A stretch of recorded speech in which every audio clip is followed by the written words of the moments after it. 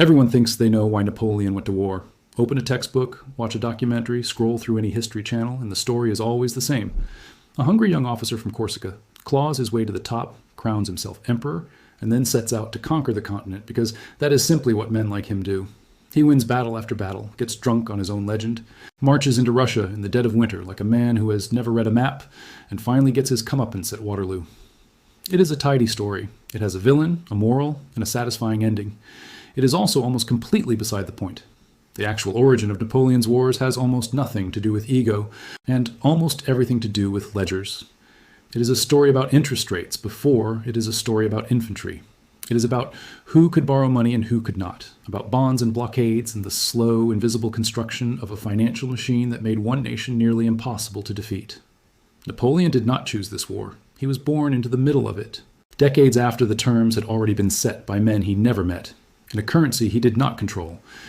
To understand what actually happened, you have to stop looking at the battlefield and start looking at the balance sheet. So put away the maps of Austerlitz and Borodino for a moment.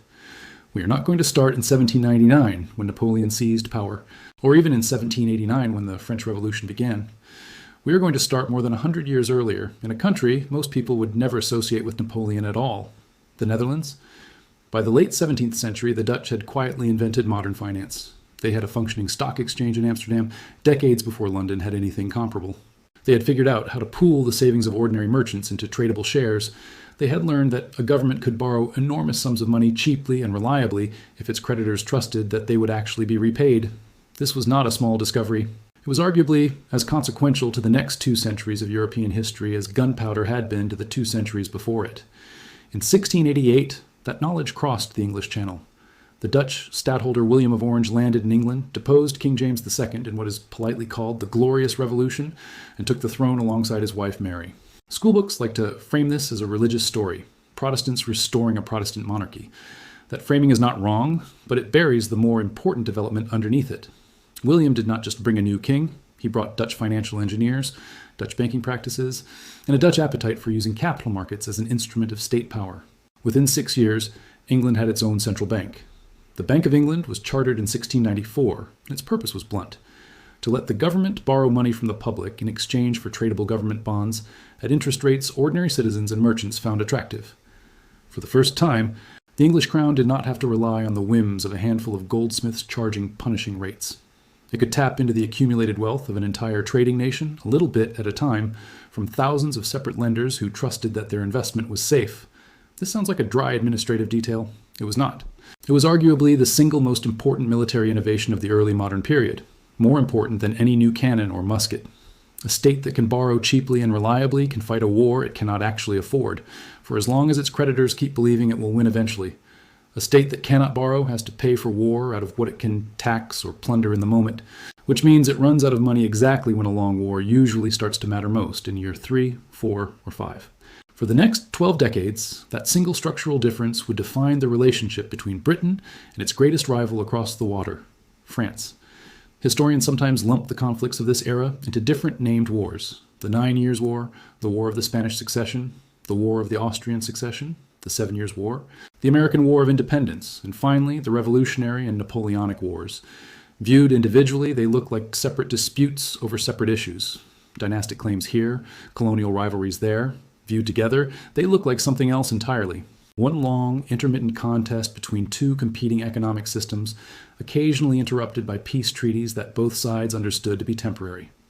Britain kept winning this contest, in the sense that mattered most, which was not any single battle but the ability to keep fighting after a defeat. France kept losing it, not because French soldiers or French generals were inferior, but because the French monarchy never solved its financing problem. It borrowed erratically, defaulted periodically, and relied on a tax system so riddled with aristocratic and clerical exemptions that it consistently failed to raise what the state actually needed. Nowhere is this clearer than in the American War of Independence. France backed the rebellious colonies, not out of any deep commitment to the idea of liberty, but because weakening Britain was worth almost any price. In the short term, the gamble paid off. Britain lost its American colonies. In the longer term, the gamble was catastrophic. France had spent something on the order of 1.5 billion livres supporting the American cause, financed at ruinous interest rates because the French crown had nothing resembling the credibility of the Bank of England behind it. By the late 1780s, interest payments alone were consuming more than half of all French government revenue. There was almost nothing left over to run the country, let alone fight another war. This is the part of the story that gets lost in most retellings of the French Revolution. The storming of the Bastille and the fall of the monarchy are usually presented as a triumph of Enlightenment ideas over royal tyranny, and there is truth in that framing. But the immediate trigger was much less romantic. The French state was insolvent, bread prices were climbing, tax collection was unfair and inefficient. The king called the Estates General in the spring of 1789, not because he had suddenly discovered a philosophical appreciation for representative government, but because he was out of money and needed the country's elites to agree to new taxes. What began as a fiscal emergency spiraled, almost accidentally, into a full political revolution. And the revolution's own attempt to solve the money problem made everything dramatically worse. Desperate for cash, the new revolutionary government seized the vast land holdings of the Catholic Church and used them as collateral for a new paper currency called the assignat. It seemed clever at first. Land is real wealth, the thinking went, so a currency backed by land should hold its value. But the temptation to print more assignats than the underlying land could actually support proved impossible to resist. Within a few years, the money supply had exploded far beyond anything the original land seizures justified. Prices for basic goods rose by staggering multiples. The assignat became a byword for worthless paper. This is the economic wreckage that Napoleon Bonaparte inherited when he seized power in the coup of Brumaire in November of 1799. A bankrupt treasury, a discredited currency, and a population that had learned, through painful experience, to distrust any government promise printed on paper. Here is where the conventional story of Napoleon usually goes wrong from the very beginning. It treats him almost exclusively as a soldier who happened to end up running a country. In reality, one of his very first acts as head of state was not military at all. It was monetary. In January of 1800, barely 2 months after taking power, Napoleon established the Banque de France. A few years later, in 1803, he introduced a new currency, the franc germinal, defined by a fixed weight of silver and gold. Unlike the assignat, it was directly convertible into precious metal on demand, which meant it could not simply be printed into worthlessness. The currency would go on to remain remarkably stable for more than a century, surviving without devaluation all the way until the First World War. This detail matters enormously because it tells you something about how Napoleon actually understood power. He grasped correctly that no political project could survive on military victories alone if the underlying currency was garbage.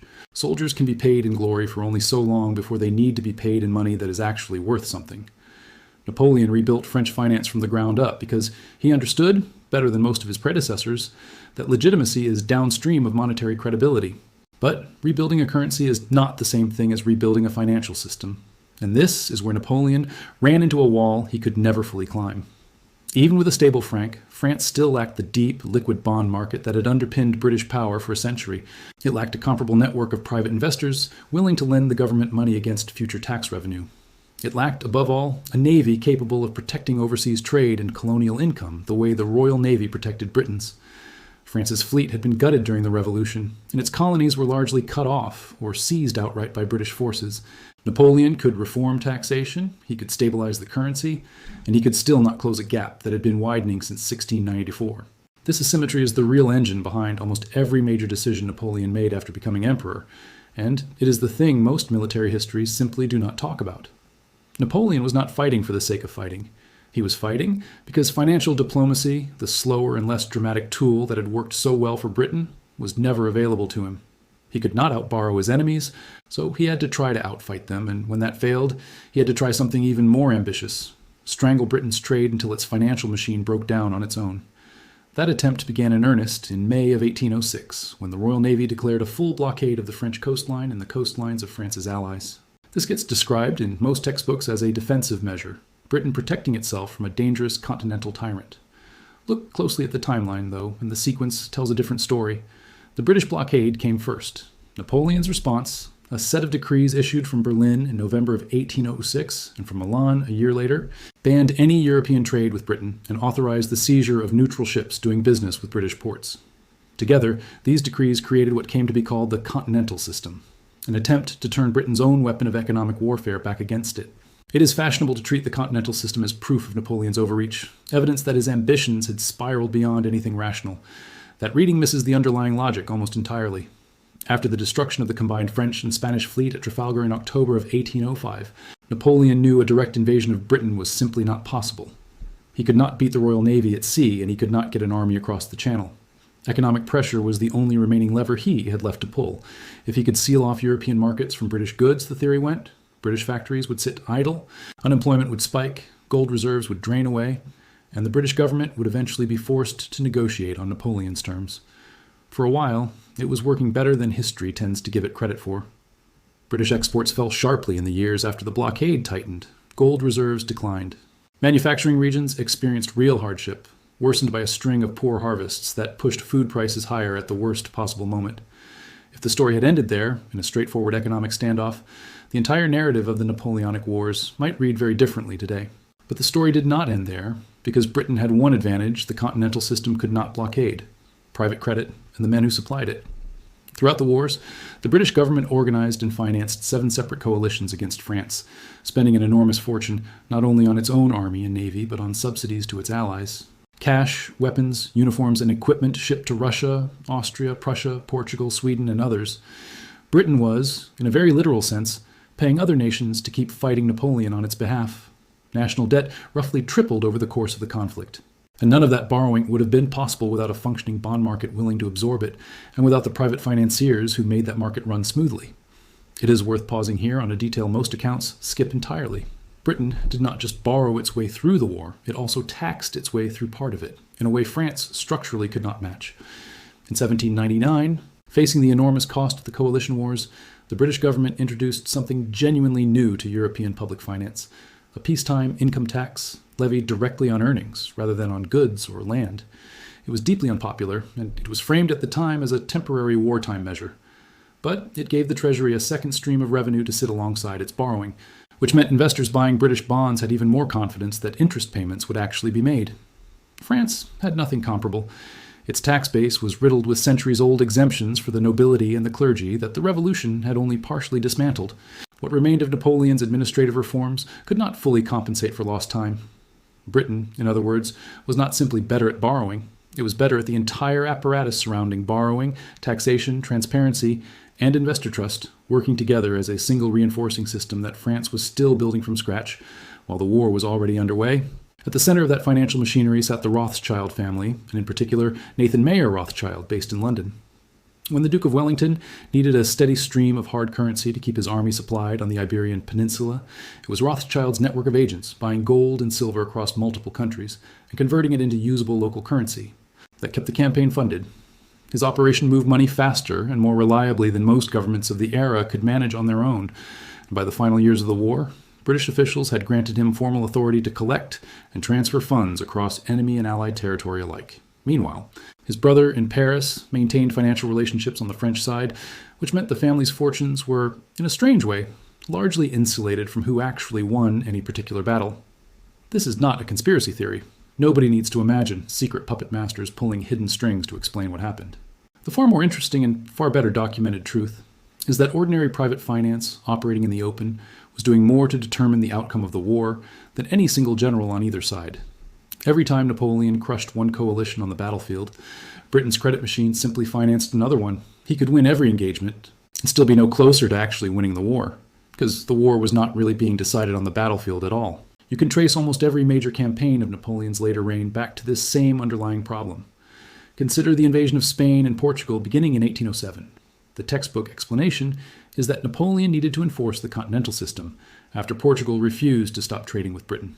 That is true as far as it goes, but the deeper question is why Portugal refused in the first place. Its economy, built around Atlantic trade, was too deeply entangled with British commerce to simply sever the relationship without severe damage. Napoleon's invasion, intended to close that loophole, instead opened a 6-year guerrilla war that bled tens of thousands of French soldiers and drained resources France desperately needed elsewhere. Consider, too, the catastrophic invasion of Russia in 1812, usually presented as the clearest evidence of Napoleon's runaway ego, a punitive expedition against a czar who had defied him. The economic reality underneath that story is far more compelling. Russia had joined the Continental system after the Treaty of Tilsit in 1807, and the cost of compliance had been brutal for the Russian economy. Debt climbed sharply, the currency lost much of its value, and exports collapsed. By the end of 1810, Tsar Alexander had quietly reopened Russian ports to neutral shipping, a barely disguised return to trade with Britain. For Napoleon, this was not a minor diplomatic slight. It was the collapse of the entire economic strategy his empire depended on. Allowing Russia to defect from the blockade without consequence would have unraveled the last credible tool he had for weakening Britain. Invasion was not madness. It was a desperate attempt to hold together a strategy that had no viable alternative left. The result, of course, was disaster on a scale European warfare had never seen. Napoleon marched roughly 600,000 men into Russia in the summer of 1812. Rather than meet him in open battle, the Russians retreated and burned everything of value behind them, leaving the invading army with nothing to eat and nowhere to shelter as winter closed in. By the time the survivors staggered back across the border in December, only a small fraction of the original force remained fit to fight. Most of the rest were dead, not primarily from combat, but from starvation, disease, and cold. It remains one of the greatest military catastrophes in European history, and it was not caused by arrogance so much as by the mathematics of trying to enforce a financial blockade without the financial depth to make that blockade sustainable. There is a version of Napoleon that gets almost no attention in the popular retelling, and it is worth pausing on before we get to the ending everyone already knows. Beyond the battles, Napoleon was attempting to build something that looked remarkably like an integrated European economy, more than a century before anyone used that phrase seriously. He introduced a unified legal code that made commercial contracts more predictable across the territories he controlled. He standardized weights and measures. He invested in roads and canals that connected markets, which had previously operated in near isolation from one another. None of this was charity. It was an attempt to build a continental economic bloc, large enough and self-sufficient enough that it would no longer need British capital or British goods, which would in turn strip Britain's financial dominance of its leverage. In some sectors, most notably French textile manufacturing, the strategy genuinely worked, expanding rapidly once British competition had been shut out. In others, particularly France's own Atlantic port cities, which depended on overseas trade, the strategy was devastating. The Continental system was, in effect, history's first large-scale experiment in economic warfare, and its failure says less about the idea itself than about the impossibility of enforcing it without a navy, and without the human cost becoming unbearable. By the time Napoleon returned from his first exile for the campaign that would end at Waterloo in June of 1815, the financial foundation underneath him had essentially disappeared. France was exhausted. The treasury was empty. Raising an army at all required frantic, last-minute borrowing on terms far worse than anything Britain had ever needed to accept. Even a battlefield victory at Waterloo, had it happened, would have solved almost nothing, because there was no economic structure left to sustain a renewed empire afterward. The famous story of Nathan Rothschild learning of the outcome at Waterloo a full day before the British government and quietly positioning himself in the bond market ahead of the news may or may not be accurate in every detail, but the underlying point holds regardless. Britain's financial network had simply outpaced everyone else's ability to move information, let alone money. What followed Napoleon's final defeat tells you almost everything about who the war's actual winners were. The Congress of Vienna restored Europe's old monarchies to power and rolled back many of the legal reforms Napoleon had introduced. Britain, meanwhile, emerged as the unrivaled global financial and naval power for the rest of the century. London became the center of the world's capital markets. The national debt Britain had piled up fighting France, once feared as an unsustainable burden, turned into an engine of post-war economic growth as bond values recovered and investor wealth flowed back into industry. The very war that had threatened to bankrupt Britain ended up cementing its dominance for 100 years. So what do most retellings of the Napoleonic Wars actually get wrong? Almost everything that matters. They get the cause wrong, treating one man's ambition as the engine of a conflict that was really the culmination of more than a century of structural rivalry between two financial systems. They get the nature of the war wrong, framing it as a series of battles rather than as a contest of financial stamina, in which the fighting was often secondary to who could keep paying for it. They get the Continental system wrong, dismissing it as irrational overreach rather than recognizing it as a coherent, if ultimately doomed, response to a blockade that came first. They get the invasion of Russia wrong, reading it as vanity rather than as the last move available in a strategy with no other options remaining. And they get the ending wrong, celebrating the fall of a tyrant while overlooking the fact that the true beneficiaries of the entire conflict were the banking houses and credit markets that emerged from it more powerful than any single emperor had ever been. Napoleon was, by any honest measure, a brilliant general, a capable administrator, and a genuinely transformative legal reformer. He was also a man operating inside a financial trap that had been set for him more than a century before he was born, in a small country across the North Sea that had figured out how to turn public trust into a weapon. He could win almost every battle he fought and still lose the war, because the war was never really about who could win the most battles. It was about who could afford to keep losing them and come back again. That is the actual origin of Napoleon's wars. Not vanity, not conquest for its own sake. Money moving quietly behind every cannon that ever fired. And the framework built to fund that fight, public credit, private banking, and a bond market deep enough to survive 20 years of war, did not disappear when the cannons finally went silent. It became the template every major economy since has followed, including the one you are almost certainly reading this in right now. If you found this reframing of the Napoleonic Wars interesting, consider subscribing. It genuinely helps this channel keep making videos like this one. And if you want to go even deeper into the financial dynasty that quietly shaped the outcome of this war from behind the scenes, check out our companion video on the rise of the Rothschild banking empire. I think you will find it just as surprising as this one. Thanks for watching, and I will see you in the next video.